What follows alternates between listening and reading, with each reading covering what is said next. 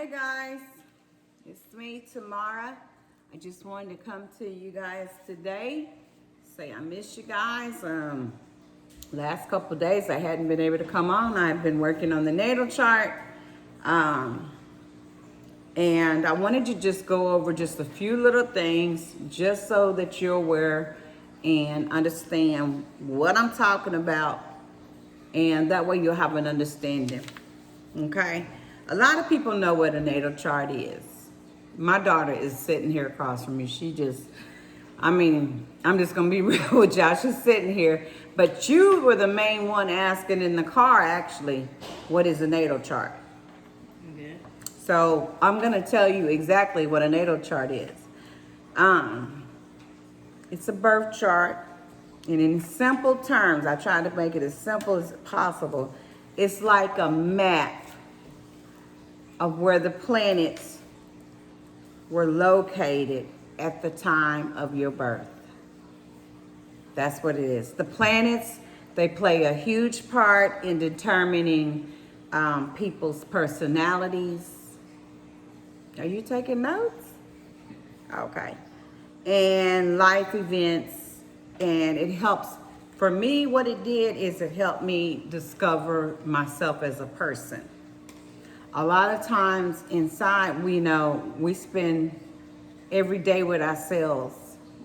We know who we are for the most part. And so some of us sometimes can feel lost. There's different stages. And you really just don't know, what am I supposed to be doing right now? Who am I? And this natal chart is what helped bring some freedom for me. And it helps me even with, you guys know I have a lot of children. It helps me with my children too, because I know what they actually need, and I actually know, who's gonna hold a resentment, longer than just for a little bit. It just has helped me tremendously as a parent. And that's just being real with y'all. So I want to go over the sun. When you and I, if I see the sun that's in one of your houses, the sun represents your personality. Your personality. That's what the sun represents. And then the moon represents your emotions, how you feel. When you feel sad, you know what emotions is? Happy, angry. It's emotions. That's what your moon. Your ascendant is your presentation. My ascendant sign is a Capricorn. When people see me, most of the time they have it wrong. They tell me they think I'm a Capricorn, which is my ascendant sign, so I understand. But it's Gemini here, babe. Mercury is like your word. Venus is your creativity, beauty. That's when you say Venus is in this house. Mars is your ambition, power. Jupiter is your knowledge and success. It's the moolah, baby. Good fortune. And your north mode, when I say that, that's your soul's purpose. It's known for your efforts. And then your 10th house is what the public views you as, or like I say the house of fame, because Beyonce, there's others that had something in there, I think, believe in their house of fame, which is the 10th house. And it doesn't always mean like you're going to be famous because you have a certain planet in that house. It's just the degrees, really, if you really want to know the truth, is how you can tell if you're just destined for fame. And then the 11th house is like your following. It could be like large groups, or And we'll go into a little bit more detail about that. And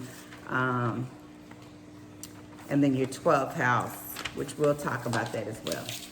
So just think of it as like a clock, okay? And you know, you have the two hands on the clock. Okay, so the two hands represent the planet and the zodiac signs, okay? And the numbers around the clock represent the houses, the 12 houses, okay? And like the zodiac sign, each has its own traits. The planets have their own traits. Each one have their own traits, okay? So these combinations together helps us get an idea of your personality, and I would say purpose. It will help you deal with loved ones, children, siblings in a dynamic way. Because the first rule to me, if you really want change, if you really want to make some changes in your life, and I mean some significant changes, and you're like, I just don't know how. The first thing is you got to be aware of what you need to work on. So many people, and so many times myself, I did not see that that I had these certain types of, I guess we could say, defects. I didn't know it, and it was brought to my attention. And even when I did my own natal chart, I seen this, there's this reoccurring thing that keeps happening in every life that has got to stop in this lifetime. I'm aware of it. And so, and I'll just put it out there. I'll just put it out there for y'all, because you know what? I'm not here to hide nothing from y'all. I'm here to try to help, and also help myself, because, you know, I do need a lot of help. And I'm always open-minded enough to be able to want to learn. My daughter just taught me something today, and I have to write everything down because this menopause likes to mess with the memory. Thanks a lot, Grant.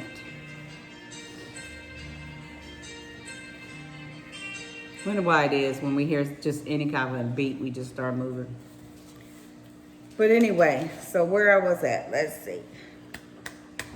Y'all like my little Buddhas? I don't know if you can see this one on here, but I love them. They don't sit right here. I just put them here because I wanted you to see them. Because I'm getting so in touch with nature now. I'm getting more in touch with my surroundings. Since I'm not working, I have time to breathe. No, I'm just kidding. I have time to actually notice the little things. I was just spraying some of my spray, and I was just taking in the smell. Everything is just beautiful to me right now. I don't know how I'm gonna wake up tomorrow, but today is a pretty good day. So if you are really, truly interested in working on yourself, finding out what it is inside of you that maybe has you repeating the same things over and over and over again, expecting different results and getting nothing but the same result over and over again, I would suggest the natal chart. And I would suggest that you really get open-minded about what it is. Because that's the first thing. If we don't know what it is, you can't change nothing. One of the things I know that I have to work on is the word no. N-O. Especially to my children. I've got to learn to say no. But I was going to get real with y'all and tell you what was in my chart. One of the things that kept, that has kept reoccurring. And that is, I keep marrying men that are extremely powerful, that are extremely well known, and they must have some money. I'm not a type of woman that has to be with a man with a whole bunch of money. So for me to be this person in these lifetimes, it's like, okay, this is who I was, okay, this is who I am. So, but I always would, let's say I'm at a party, it's almost like I can visualize myself there too. I know that's crazy, but it's real. I can almost, you listening to the story, Brandy? It's a good story, listen. It's almost like I can visualize myself. It seemed like one was a judge. It's back in the day. And it seemed like I could see us in the room, and I'm only talking about my husband's achievements. I never say anything about myself. I only talk about my husband's achievements. I have done that also in my marriage. I have been the type, because people are drawn to him. He's a magnet.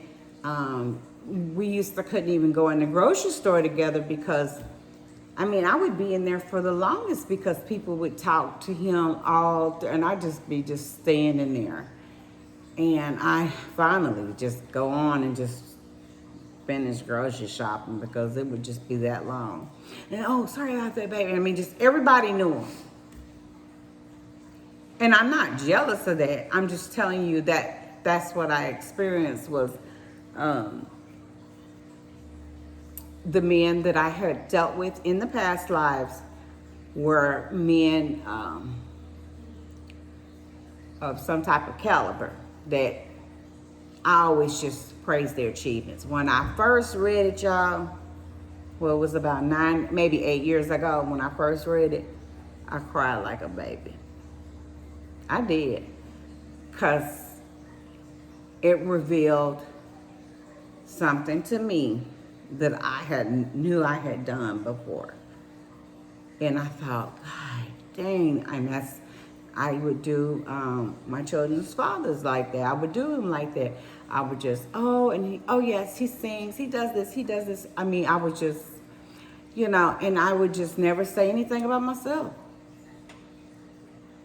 And I guess you could say that's a humble thing, but I've got to overcome that. That is one of the things. Well, now I ain't gonna have no problem doing it, but I have to, because I'm aware of it and I've worked on it. But I did have to find it out. So, I just wanted to go over that. Was that boring to you? It wasn't boring. Would you like to give us a song? You don't feel like singing? One day I'm going to try to get these kids. I don't know, but you can't even bribe Brandy. Brandy won't even let you bribe her. You can't give her money or nothing to do something. If she don't want to do it, she ain't going to do it. That's the Scorpio. But you know what? I'm not going to keep y'all long. I just wanted to go over that. We will go over some more. I'm hoping this young lady tonight, she's a very busy lady, and I understand this. But I'm hoping tonight that she has some time to do the natal chart, because I've got some good stuff for her.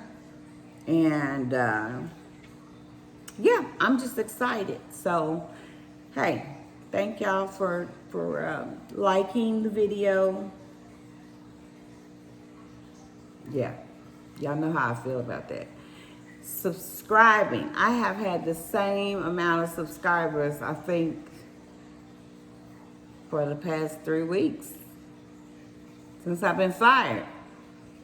So it would be great if you would subscribe to my channel and drop in the comments of what you want, think I could do better, or if you think I'm just a boring gal. I'm not boring though. I know I'm not. I'm actually good and crazy. That's why I show y'all different sides of me, because I want you to get to know me, and that way you can see I'm just a regular person, just like anybody else. The only thing is I happen, and just like there's others out there, I happen to have a special gift.